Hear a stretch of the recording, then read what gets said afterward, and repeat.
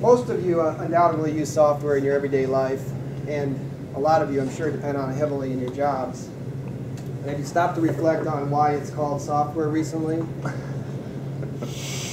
Around 50 years ago, when they were all so proud that they figured out ways to make machines that you could reconfigure without having to make changes to the hardware. This name was born, software. But I strongly believe that we haven't gone far enough. Most software isn't really as soft and pliable and malleable as it should be. And today, typically, it's still only malleable if you have a programmer, right? I mean, all of you use software. There's things you'd like to see done better. It's definitely the focus of what Bev was talking about.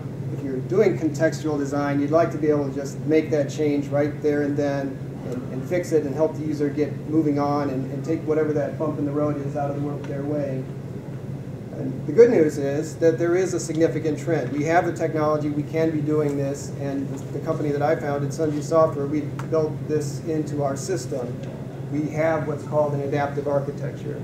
More software should be written with an adaptive architecture to help ease this problem, to make software more soft. Point down there. Okay, I should practice with this. No, point at the laptop. You're going backwards. Hit the software. Hit a different button. Which side are you hitting? I got it. Can't get it out. It should be more forgiving, right? Should be more adaptive. Put them back. You should just know what I want to do. So why talk about this subject? Why now, especially? So the cat's out of the bag. There's companies out there, like I mentioned, our own company, and some other much more prominent companies like Salesforce.com that have created systems that are highly adaptable.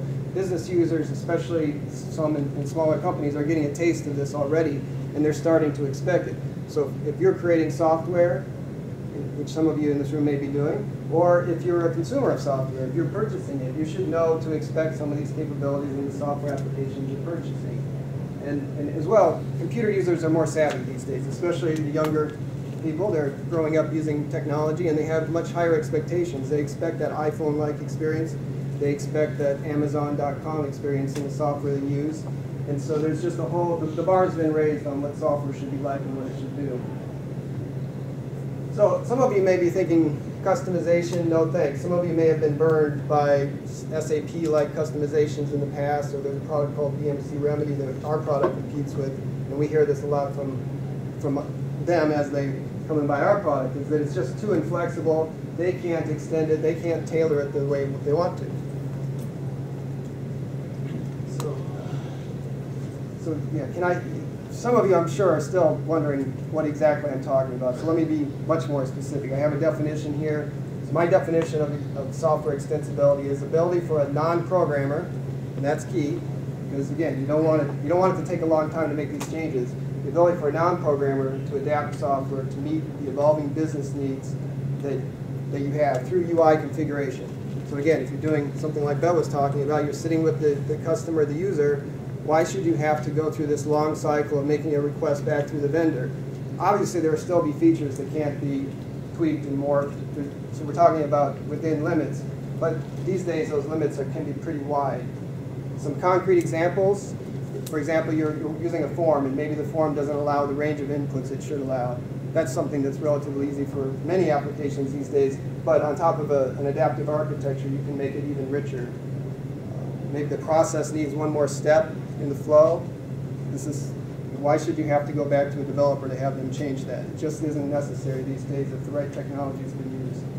Or maybe even, going much further, entirely new process. I'm sure at Coca-Cola, in your jobs, there must be processes that you have which you would like to get them automated, and you maybe have gone to IT, but IT said, well, that'll take 6 months or who knows how long, or they'll put it on the list, right? But if you could self-serve, then immediately you get that advantage, you get your business flowing quicker, very quick return on investment.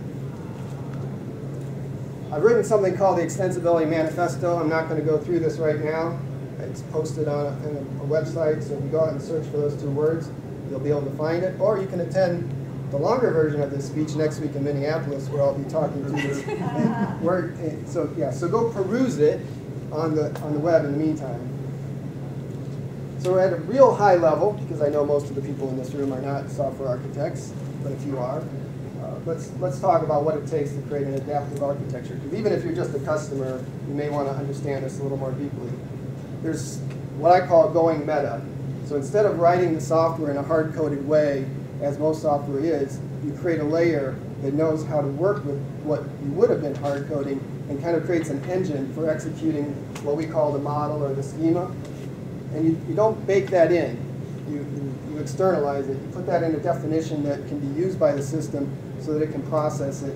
And then that definition can be extended to add in new fields, new processes, etc.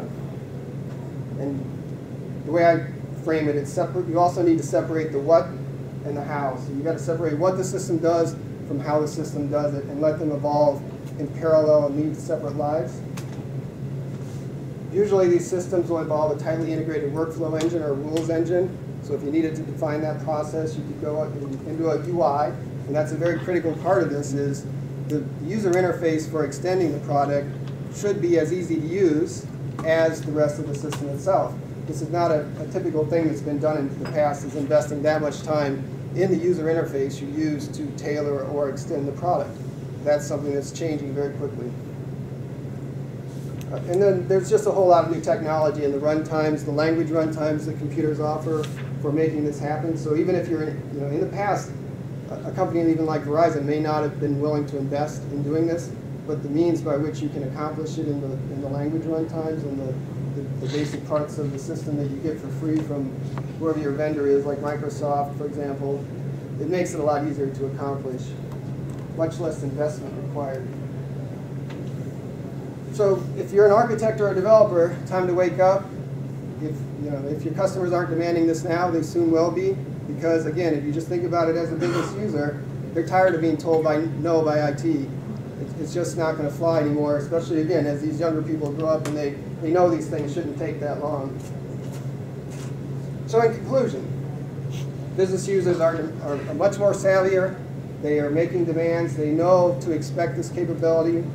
They've seen it's possible.